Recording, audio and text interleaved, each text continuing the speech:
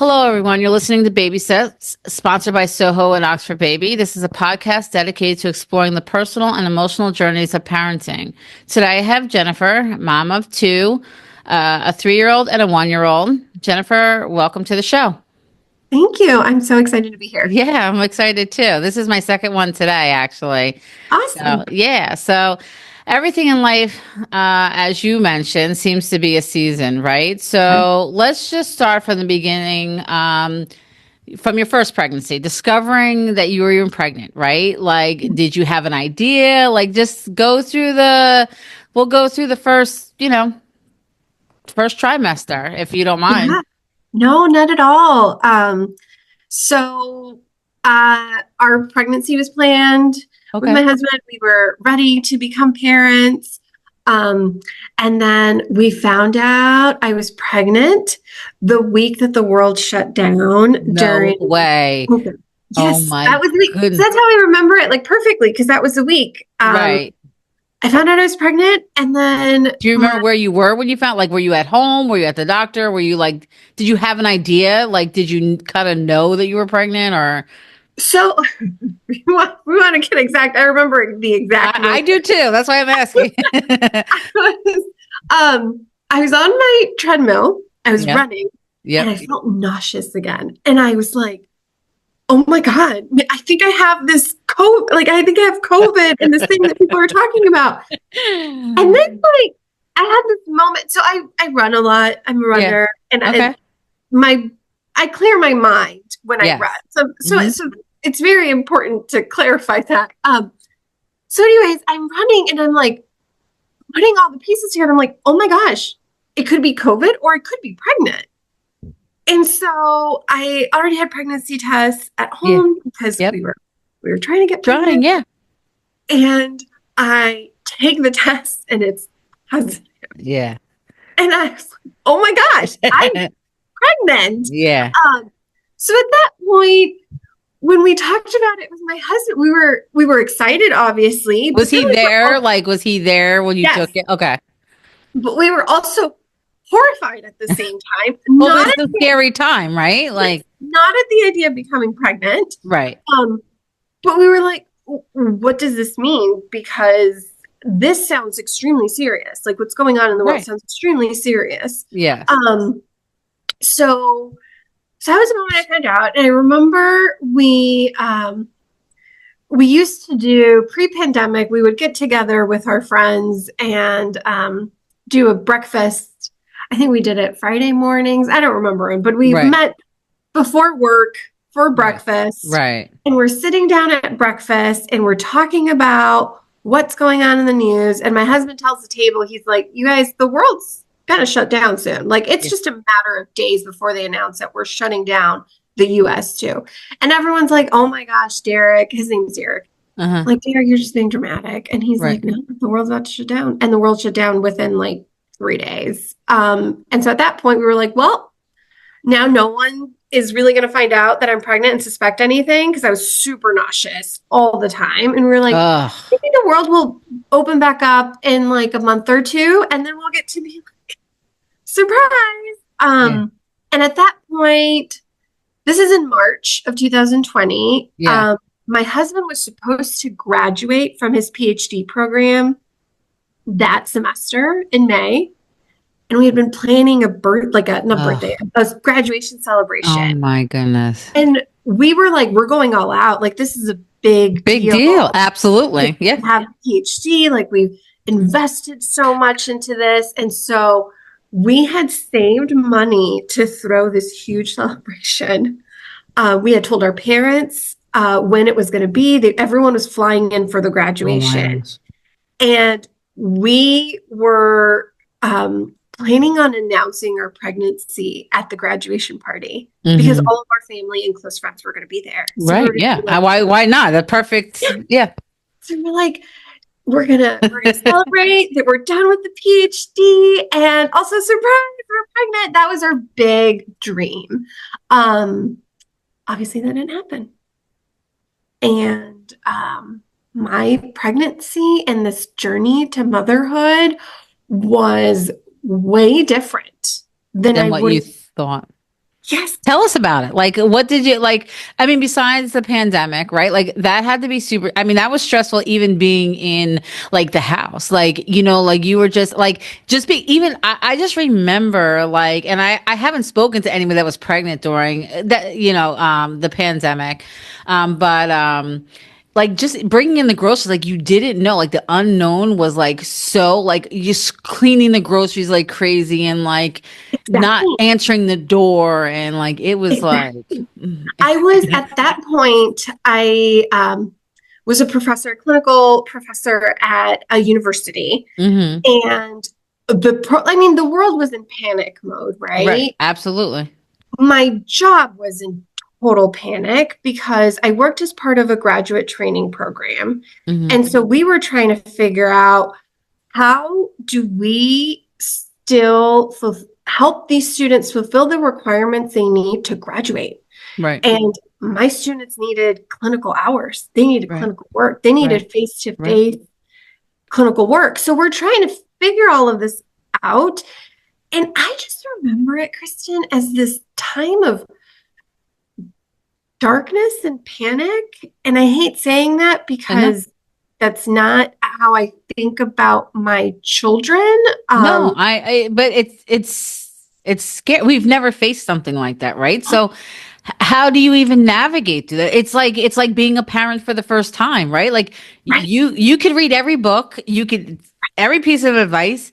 Baby's here is nothing like the book said. Nothing like that. It's nothing like that, right? But at Yeah. least I had this idea that I've always dreamed of being a mother. Like, Yes. oh, I can relate to that. Even as a small child, I was always babies. I loved like babies. I holding. It didn't matter. Babysitting. Like, one of my first jobs was working at a daycare. Like, I just wanted to be. I still love babies. Like, I'm like drawn where my daughter's drawn to puppies. I'm drawn, and she's 14, right? But she does. Animals is her thing, right? But babies are my thing. I I could pick up a love. baby in a store if it wasn't overstepping my boundaries, right? Oh, same. I Yeah. am that weirdo. I mean, obviously now I've raised my first child during a pandemic, so Yeah. things are a little different. But I'm Yeah. that person who's like, oh, can I see your baby? Your Yeah. baby looks You adorable. just want to peek up the Um, blanket and look and take that peek. yes, and I meet moms now, and I just want to hug them and be like, Right. "How are you doing, Mama? Do you need me to hold this Right. baby? Yeah. What do you need?" So, anyways, I always knew I wanted to be a mother. Yeah. And I was like, I'm going to be a mom regardless if I find someone in my life to do Right. this.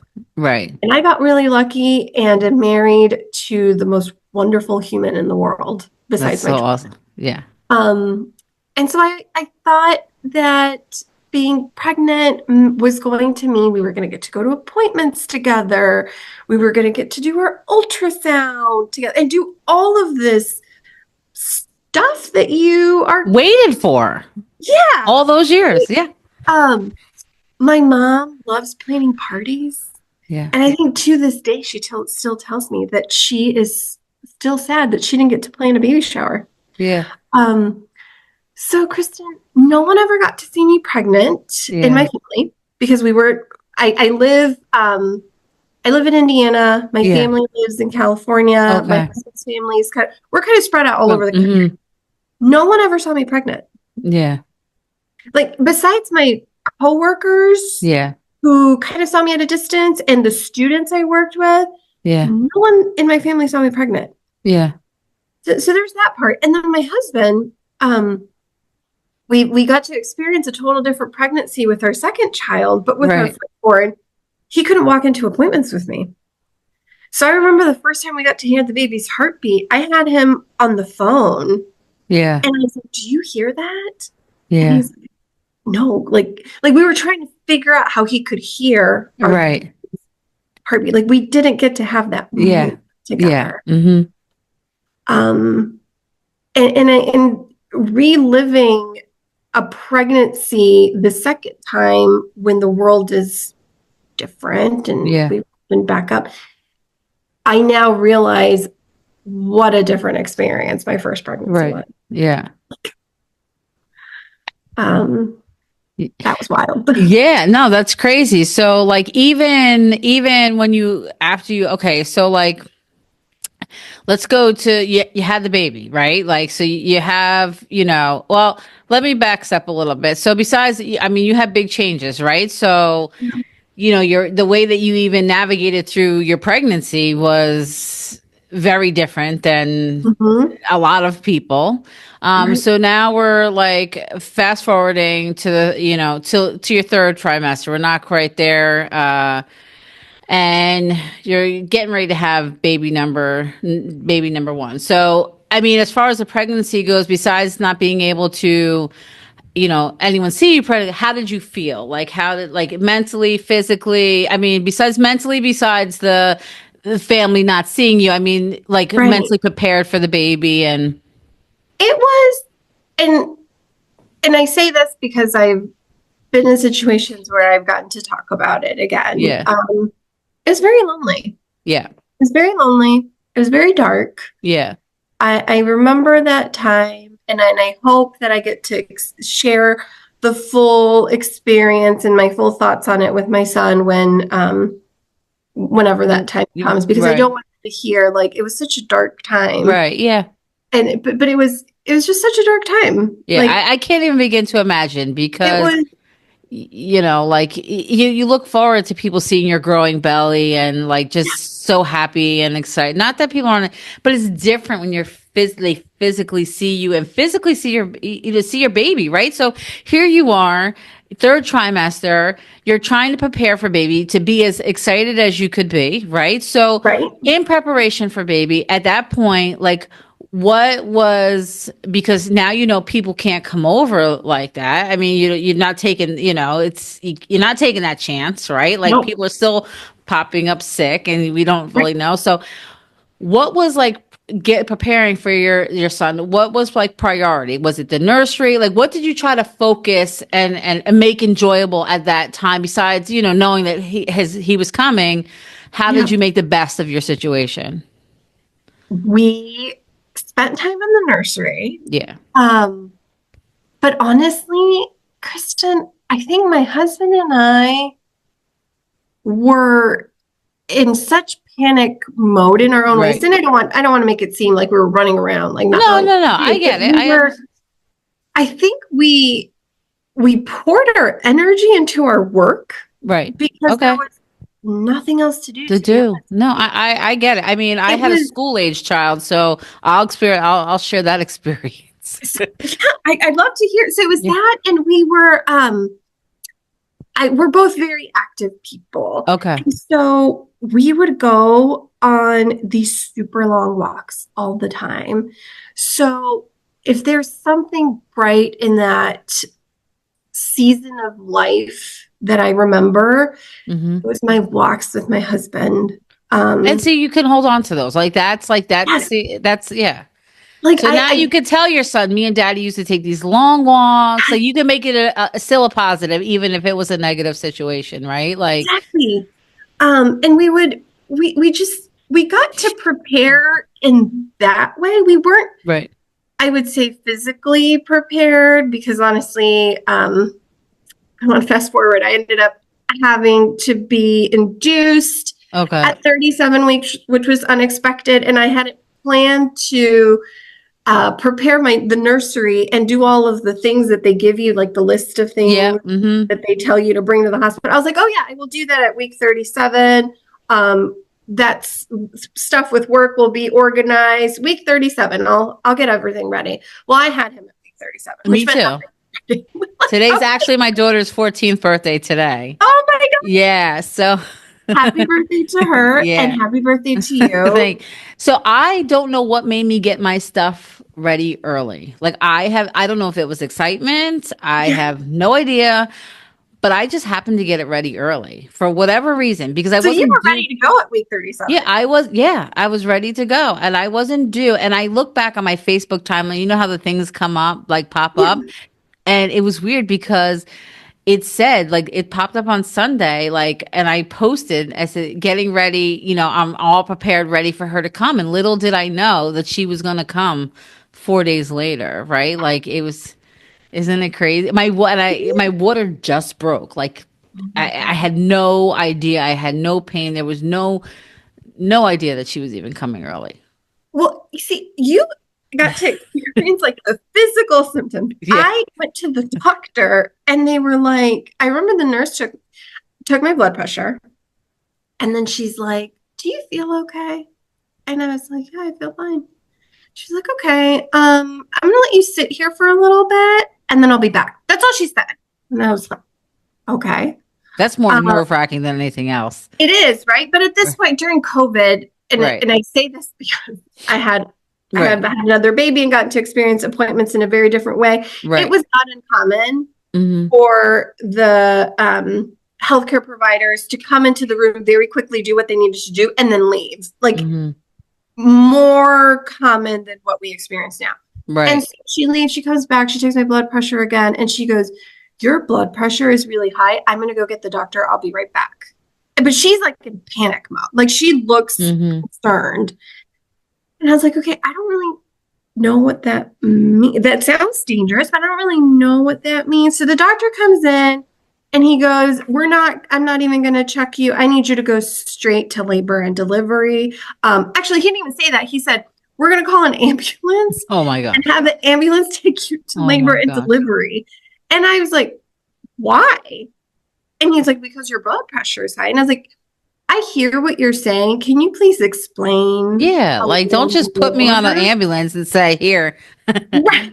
And he explains preeclampsia, he Right. explains the risks. And I was like, "Okay, well, I'm not going to get into that ambulance. And it is my right to say that. I will drive myself." Right. And he was like, "Do you have someone that can drive you?" And I was like, "Yes, my husband, he's at home. I will go home and get my stuff and then go straight to the hospital." Yeah. Um, Fast forward, I call my husband. I tell him, like, "Hey, they're sending me straight to labor and delivery. Grab the car seat." And I think at that point, if I remember correctly, I had at least packed like the diaper bag for the baby. So I was like, "Grab the bag. I don't have everything ready, and grab an outfit for yourself." Like I said something like that. Yeah. And Yeah. I was like, "And just be ready to go because we got to go to the Yeah. hospital." And I don't remember what um I don't remember what was going on at that time of the day for work Yeah. schedules, but something came up where I was like, "Oh, I forgot I had to do this. Let me take this phone call and then we'll go to the hospital." This is first time mommy, Yeah. Yeah. right? Yeah. Yeah. Yeah. Like I can now see why the nurses and doctors Because were like, people start figuring out stuff to do instead of getting your tail to the hospital. Kristen, I went home, I took a work phone call. And then I get a phone call from the labor and delivery unit, and they're like, "Hi, Are where are you you?" away? And I was like, "Oh, I'm at home. I came to get my stuff." And she's like, "The doc, we're waiting for you. You need to get here as Whew. soon as possible, please." And I was like, "I'm on my way." So yeah, I had that. That was how. That's so crazy. That's how I went to the hospital. And talk about a wild experience delivering during the pandemic. That's crazy. So nursery's halfway ready because you didn't really, it's there, but yeah. So It's there. There's a bunch of baby clothes that hasn't been washed, but there's a bunch of baby clothes in the crib. We've got a yeah, crib. The crib's set up. Baby will have clothes. Someone had given me diapers. We were like, "We're good." yeah, you're good. Good. Now, did you how about picking a name? Like did you already know? Did you like pick a name with meaning or, like that's what I did. My daughter, we named her Layla and it was the meaning which means night beauty. So the meaning to me was important. So when How did picking you out your pick up son's on name, Layla? yeah. How did you pick up on Layla? It was funny because my coworker was pregnant at the same exact time. She was Okay. 3 months ahead of me though, and she wanted a girl so bad, and she was having a boy. And so she said we were like figure out names, and at that time, my grandmother was ill. She was passing, so I was like, oh, I don't want to name her Margaret. Like that's kind of like old fashioned, you know? So we were thinking about Maggie and, like all types of names. And then I was like, but I don't really know, like it doesn't mean the same if I don't name her what my grandmother was really, what her name Right. was. So Right. my girlfriend said, I gave a bunch of suggestions to my husband and he was like, no, no, So then my girlfriend said, how about Layla? So I went home and I said, how about Layla? And he was like, eh. So I just started calling her Layla and I didn't get that pushback. So yeah, so we named her Layla and then the middle name we came Oh, up was his mother's name, which had passed away. So it's Layla Vivian is what that's so we beautiful. yeah. So I love asking what the stories are behind so now choosing. she plays sports. She plays softball, big time softball Okay. player. So anytime she's up at bat, someone's always playing that song Layla. I don't know if you've ever heard it, but all the So time. sweet. Yeah. So that's how we came So, up with Layla. well, we came up with names. My husband and I already had a long list of Hmm. names for both sexes. When we used to go on road trips, whenever we're in the car for a long time, we would talk about what we would name our future kids. Hmm. That's what we would do. And we would spend a very long time talking about it. Mind you, this is years of us having these discussions. So we had a list um, and we had developed criteria. Hmm. So our criteria included we wanted a name that began and ended with the consonant. Don't ask us why. That is That's a your whole thing. other discussion. Yeah. That was our That's thing. A name yeah. that started ended with a consonant. We felt like that name. We wanted a strong sounding name. Right. And then we wanted a name that was going to be easily pronounced in both English and Spanish. Okay. I don't like it when people shorten names. I don't. So anyways, I was like, whatever name we choose, I just want to Right. make sure that my family could pronounce it and that your family could pronounce it. And then we also used to look at the meanings, like what is the Right. meaning behind the name. Um, so that was kind of our Yeah, I criteria. feel like for me, the meaning is attached to them. So I felt like that was like super important for me, Yes, right? Like I didn't want anything like dark or like the meaning of it meant yes, something. yes, exactly. Um, and then so that was how we landed, and then we Mhm. chose a couple of names and we would sit on it, and when we would talk about the baby and would go out for walks, I would refer to the baby by that name. And there were just some names that I was like, no, that's I love that name, but I don't think this baby, I don't think that name belongs to this baby. Like Yeah. I no. So we ended up landing on Maddox Oh, Alexander, oh, that's which is so the cute. name Yeah, of my that's son. so. His name is Maddox Alexander Whitley. Um, we landed on Maddox and Alexander because depending on how you pronounce it, you can pronounce it in both. In Uh-huh. Spanish, I tell my family, think of the word for C, which is mar, and then just add an X, Maddox. Uh-huh. Um, they refer to him as Alexander. But, but Maddox Alexander, and Yeah. the name met the criteria, started ended with a consonant, and then the meaning. Maddox means fortunate one, and Mm. Alexander is protector. So Yeah. we were like, he's going to be the fortunate protector, Yeah. and we loved the meaning behind that because Absolutely. we, like I said, we're in such a dark Mm-hmm. season of life, dark time in the Right. world, but we were like, this baby's going to bring joy, Right. and he's very fortunate. Like he truly is. Like Right. so, so anyways, that's how we landed on it. Maddox Alexander, fortunate protector, um, and the name is very fitting. That's so cool.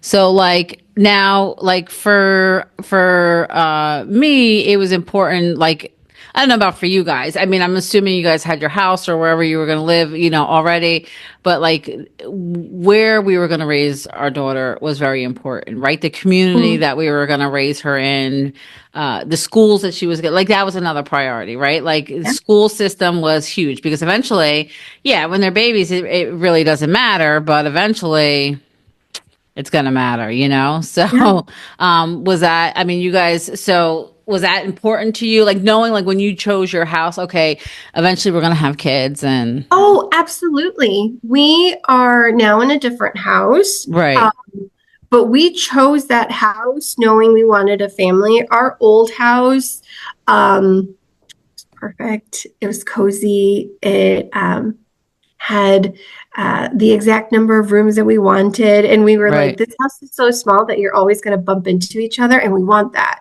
right. And then our house was right by a park, Hmm. which we loved. And it was in a cul-de-sac. Oh, Um, we had this dream of like living in a cul-de-sac. I think it's because I was raised in a cul-de-sac. right. Um, but yeah, no, we were in love with our house, and then we had bought the house because we had asked friends who were parents, like, "Hey, we know nothing about the school corporation here in Right. Bloomington. Tell us a little more." So we ended up buying a house in a neighborhood that was Right. dedicated to the school, where everyone was like, "That's a great school."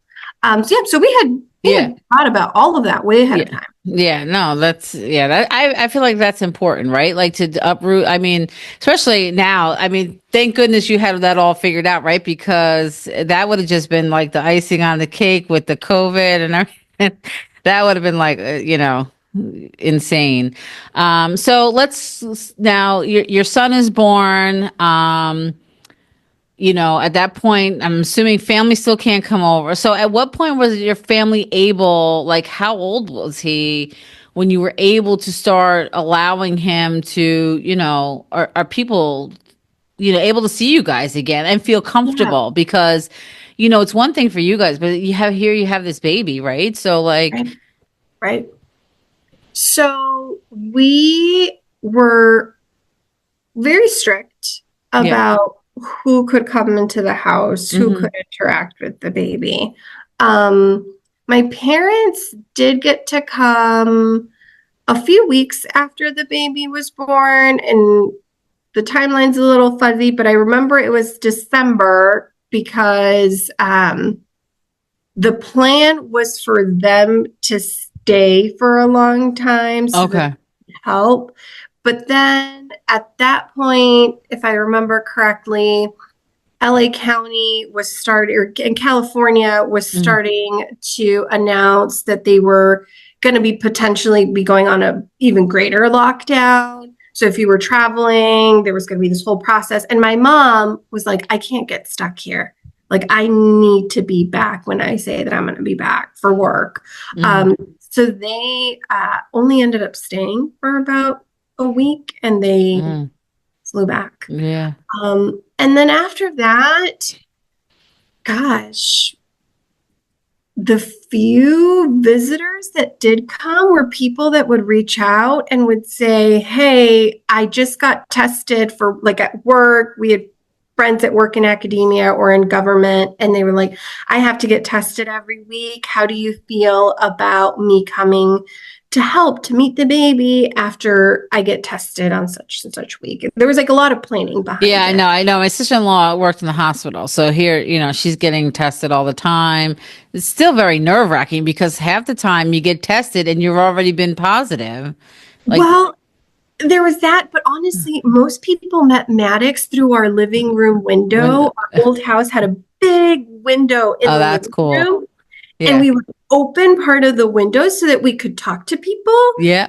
but we would just show him Yeah. through the Hey, by window. any means necessary, whatever you had to do, we adjusted, right? That's what We made we it did. through. Yep. Like my neighbor, I remember when we came home from the hospital, my neighbor had put balloons on our mailbox so that people on the street knew that a baby was born, and the Oh, neighbors knew that's that sweet. Yeah, that's like very there was a sweet. baby in the neighborhood now. Yeah. Um, I feel like now people would have just seen us like walking outside with the baby, right? Yeah. Yeah. Yeah. Um, It's insane. So let's talk about baby number two. So let's talk about that experience. So right, finding out you're pregnant with baby number two. Tell us, right. let's go back to where you were and You your know, reaction and how this pregnancy was different and the experience was very different than the first one. Well, you know what, Kristen, now that I think about it, I don't think I had ever had this thought, but I found out that I was pregnant with my second one also while I was running Oh on my my goodness.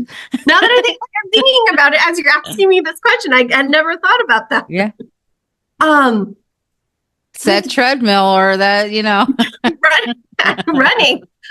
So with Jordan, I remember Jordan's my baby girl. Hmm. And with Jordan, we had thrown a party for my son. Okay. And I remember at that point, I wasn't having all the symptoms that I had with my first, Hmm. but I remember like three people at the party asked if I was pregnant. And I Really? was like, no, I'm not. And they were like, really? And I was like, what makes you ask me that? And they're like, well, you're not drinking. That's usually the And I'm first like, sign that people, but I mean, but I wasn't drinking because I was hosting. Like right, I right, didn't, right. Yeah. I was just busy hosting a birthday party. Yeah. That was like his first birthday party too. Yeah, So it was yeah, a yeah. big deal. He was turning 2. It was a Hmm. big deal. And I was like, no, I'm not craving it. And also this is my first time hosting like a big birthday party. Right. Um, so that was it. But it was three different people had asked me. And I was like, oh my gosh, maybe I've gained a little bit of weight. I don't know. Yeah. That was the first kind of sign. And Yeah. then exact moment. I was working out. I was on my treadmill running. I got nauseous and I was like, oh my gosh, Here we go again. I think I'm pregnant. And I took a test and Yeah. lo and behold, I'm pregnant again. Was your Very different. husband home that time? I was home. My Your husband was husband? home and it was the same thing. He's on his computer. That is so funny. I was like, I'm pregnant. He goes, you were? Um, My so yeah, I goodness. found out I was pregnant with my second shortly after my son turned 2. Hmm. Um, and that experience is very different. Yeah. So, like, was that, I mean, so let's talk about the pregnancy just a little bit. Like, was it easy? I mean, not to say it was more like different excitement, obviously, I would think with the second one, just because you got to experience things with your husband that you weren't able to experience with, Right. the first pregnancy, right? Yes. Second pregnancy was so different. My Right. husband was at every appointment, and there were Hmm. some where I was like, dude, I really don't think you need to come. Like, they're just going to weigh me and Yeah. then be like, oh, you look okay. Like, that's it. Right, right. No, I want to be there. Yeah. Like, I didn't get to do this at all Well, last yeah. time. I want to be there. Yeah. Um, so that was very different. Yeah. And I think because we get to experience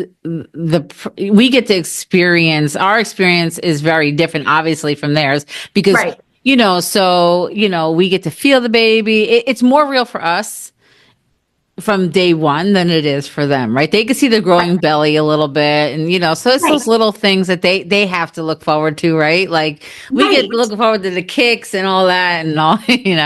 Right. And then, but actually, with my second, I had, I think it's like anterior placenta Uh, where I didn't really feel her kick a ton no, oh, okay, because of where my placenta was. So that yes, experience was different. And I was also raising a toddler. yeah, yeah. So yeah. So So just a very different experience. I still remember, like, this is a very silly thought, but people are very nice to pregnant women. hmm. I didn't know that until I was pregnant the second time. But I remember going to the store, like people open the door for you. Yeah, They like let you cut in line.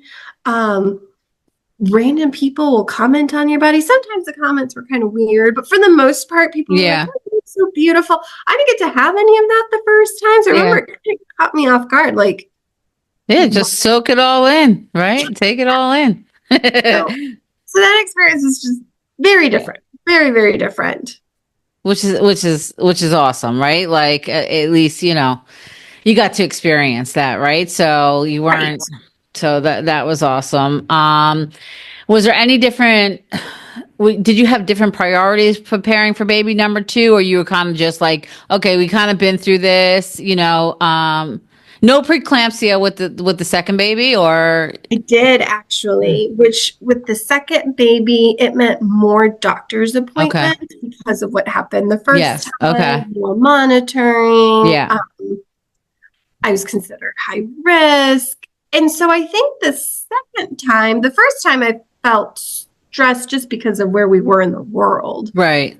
The second time I was like, I can't stress. Like I need to make every effort to be as calm as possible so that my blood pressure stays stable. Right. Uh, but the second time, I was also in a very different season of life professionally. I had left Mm-hmm. my job in academia with my Right. first. So I was at home. I'd started a baking business at that Mm. point of my life. So I was doing that. But professionally, I was also just in a very different season. I Yeah. wasn't stressed. Um, but preparing the second time, I think was different too, because we knew kind of what to expect. Mm-hmm. Like nursing the first time around was so hard, so hard. So Yeah. the second time around, I actually went to support group meetings while I was pregnant. I asked a bunch of questions. I asked questions about related to, I had an oversupply the first time. So I asked Mm-hmm. questions about, hey, like, what can I do so that that doesn't happen again? I just asked more. Is there something you can do for that, or is it just? I mean, I don't know. Is it? Not really. Yeah. But in terms of preparing for it, I Right. had at least developed a plan with the lactation. Okay. Okay. Um, so there was that. And I just, I think the second time around, I Mhm. knew what to Good. ask compared to the first time you kind of walk in and you're like, You don't know anything. I don't care how many. you Like I tell me said, what to read. yeah, exactly. How many books you read, how many, podcasts you listen to, how many, TikTok videos you watch, Facebook groups. It all goes out the Nothing window. compares. Right. But the second time around, I honestly think I focused more on preparing my son Yeah. than preparing myself. Yeah. I Mm-hmm. also was like, well, I'm not going to sleep for a long time. Like, there's Mm-hmm. that. It is what it is. Mm-hmm. But I was like, I don't really know, how do you prepare an older sibling for such a big transition? And he was Right. two. So how do you Right. prepare a And 2-year-old? yeah, they're very, yeah. So I didn't read. I'm not now. I read more parenting books, but when I was pregnant, I was like, I don't really want to read a lot. Like, Right. I tell me why you're recommending this book, and maybe I'll Right. consider. Right. My rule of thumb was if more than 3 people recommended a book or a product, then I considered it. Other Mm-hmm. than that, I was like, no, thank you. Is there Um, any books that you could recommend to any of our listeners? oh my gosh, yes. I'd have to look it up, but I think Mm-hmm. it's Peaceful Parenting, Happy Siblings. Let me look it up. Um, but anyways, that book really changed. Oh yeah, it's Peaceful Parent, Happy Siblings. Oh, okay. Um, that book I really enjoyed. There were pieces in that book, pieces of advice that Mm-hmm. weren't really going to work for my family. Like, I Right. think, but there were other pieces of advice in that book that I was like, okay, yeah, I like Yeah. that. I will do that. And I think sometimes, even if you get like, even if it's that one thing, that could be a big time, game changer, right? Like it's that one piece of information that can change, make your life so much easier. Which it did. I was like, Right. I can do that. That fits Right. my parenting style. I can do that. I did Right. that. I read that book, and then I just requested a lot of books from my local public library about Yeah. becoming a big brother. That's what I did. I was like, I will let these children authors tell me, like, I'll get Right. ideas from them. Right. Um, so I focused a lot more time on preparing my son, and I tried to make it as natural as Right. possible. We did a bunch of transitions with him before Mm-hmm. the baby came. Like, Mm-hmm. we moved him into a new room. We potty trained. That was where How'd most of that go? I heard that boys are a little bit harder than girls. I didn't. I obviously. Is it how? How did he? How did he do? honestly, it wasn't bad at all. No. And I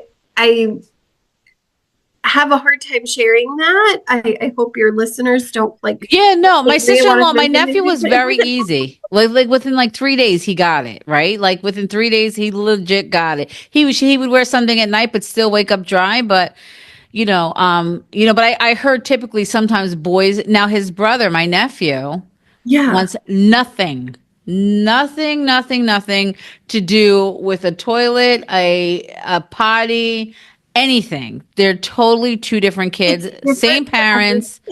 kid. He doesn't want anything to do with it. He's like, no. No, but honestly, I think what helped Maddox was at that point he was in daycare Mm-hmm. and he has a late birthday, so he was the youngest in his class, Mm-hmm.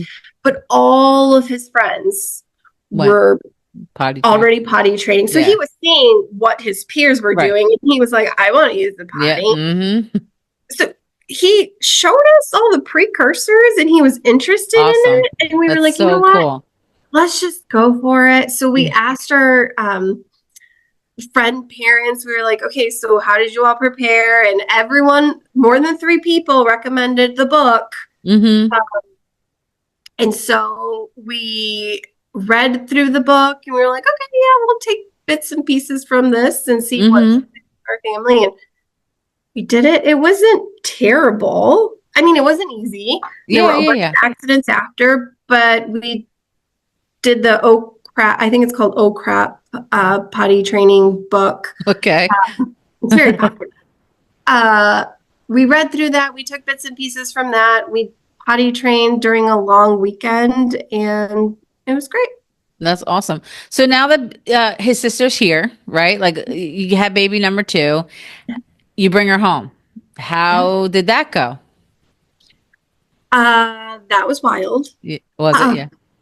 they Any got to meet jealousy his. there? Was he excited? No.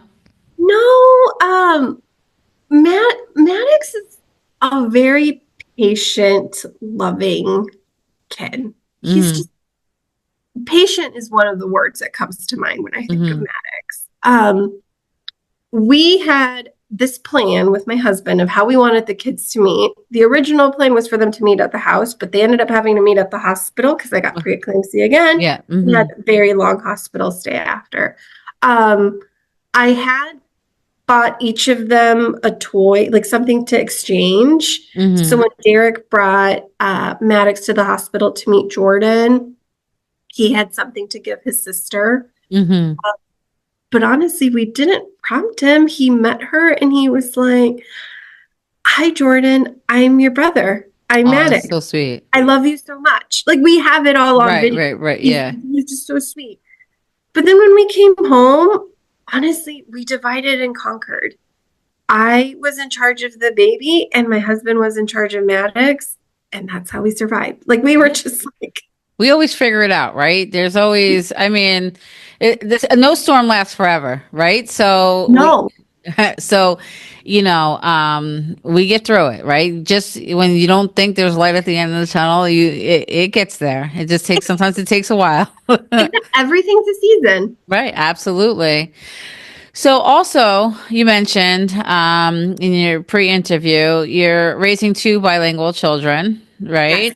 right? So English it primarily is what you speak at home or Spanish? So we speak both at home. Okay. We is what I would call just a mixed language household. Okay. I primarily use, so we're following the one parent, one language approach, which means I speak to the kids primarily in Spanish. Okay.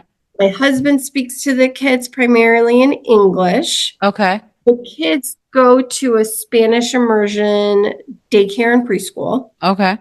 Um, with that said, though, when my husband and I communicate with each other, we communicate in English Okay. because he doesn't speak Spanish. So yeah, we're a mixed language household. Yeah, yeah. No, I get it. That's so cool. So when it comes to like, okay, so their school or offers that. So how about when they go to public school? Is there anything that, like I know in our area, like for instance, my daughter's obviously in middle school. She takes Spanish as a, as her elective, but primarily every in our community, it's only English spoken, right? We're not in Mhm, that. mhm. So how about in your area? Is it primarily English that's will be spoken in school or? Yes. So Mhm. there is a Spanish immersion program in our Mhm. local school corporation. Okay. Um, we're not sure if we will go that route, Yeah. uh, but besides that option, it's primary. We live in a primarily English dominant Yeah. community. Okay. Um, so the kids will probably end up doing schooling in English, Hmm. which is why I'm investing so Very, much yeah. time and effort So right now. obviously that's a priority is for them to be able to.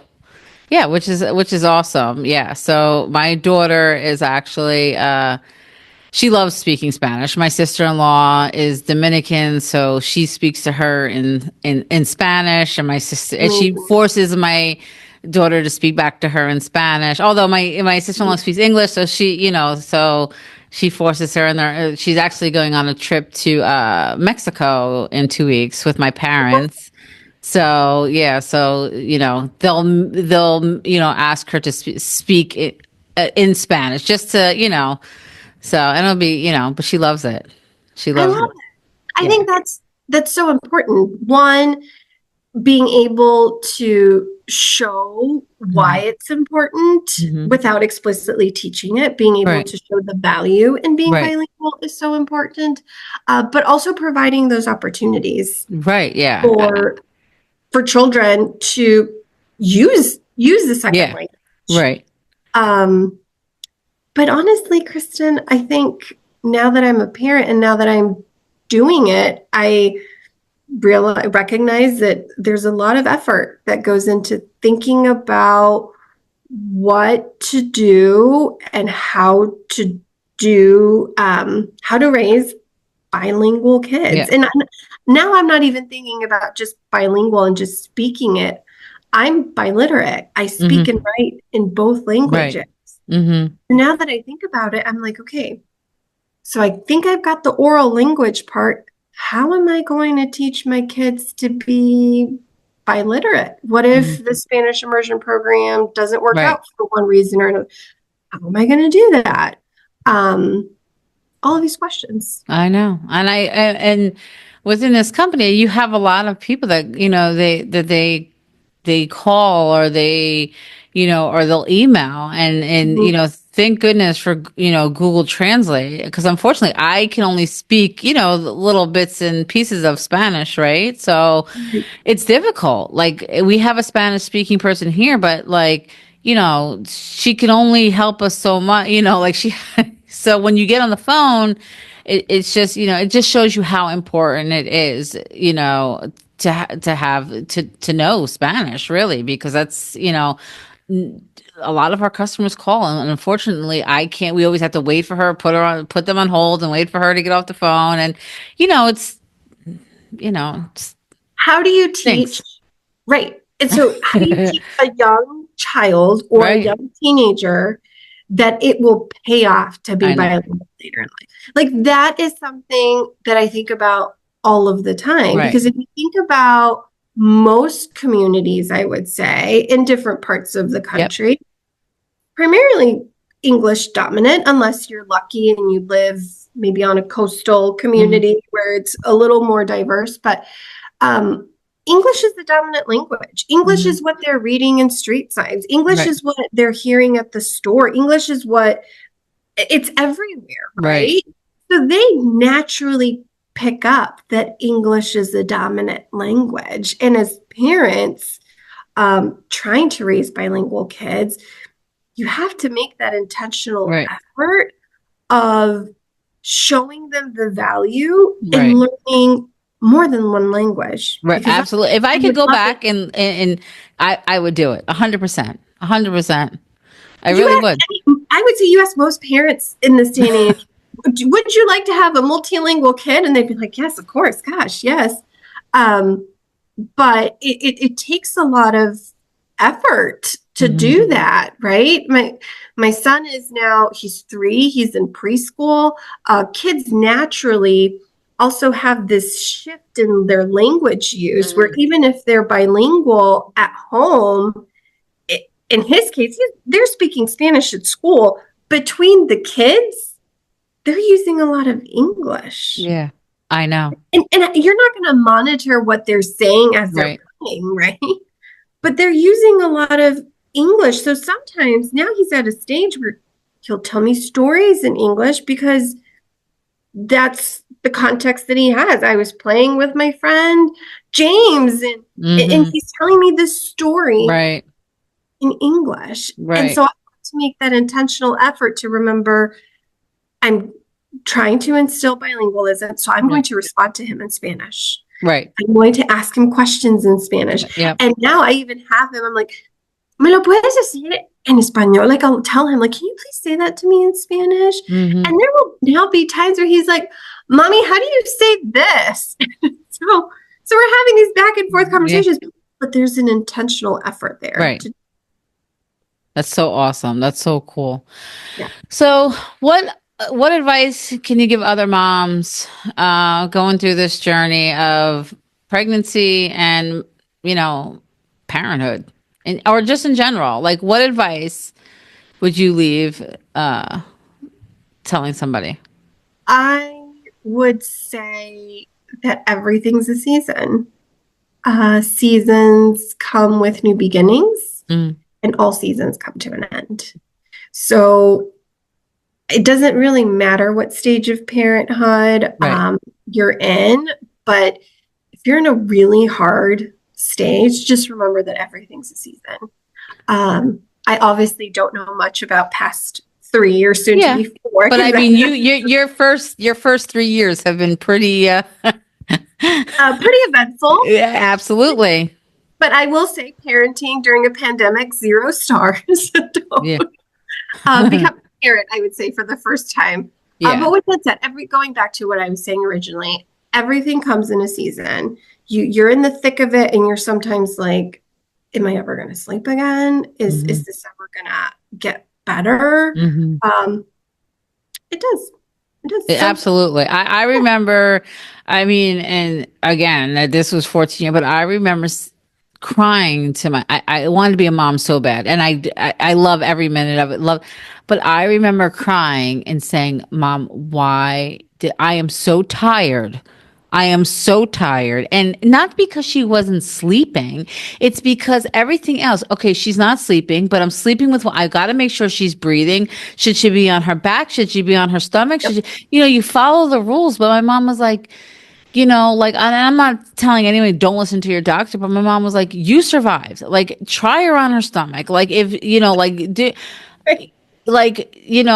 do what you have to do. And it worked. Like, I just, but I was like exhausted because she hated her back. Like, she hated it. Some babies do. And I put her on her stomach and I was like, oh, sleep. It was like, but you were that, like, I have never felt so tired in my entire life. Oh, and it's worth every second, but it was like, I was deliriously tired, and my husband was there to help, but we were both like watching her. Okay, is she breathing? Like, is she? Nothing prepares you. You're tired all the time as a parent, right? Yeah, I'm still tired. And this is 14. Yeah, I'm still tired. But nothing prepares you for the newborn tired. Like, nothing. No.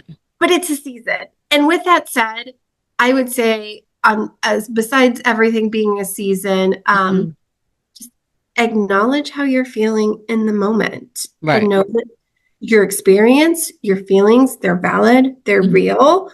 But with every stage of development, something new and exciting is going to happen. Absolutely. I know, and I hope I listen to this when I'm in the thick of something. I'm like, this is so hard. But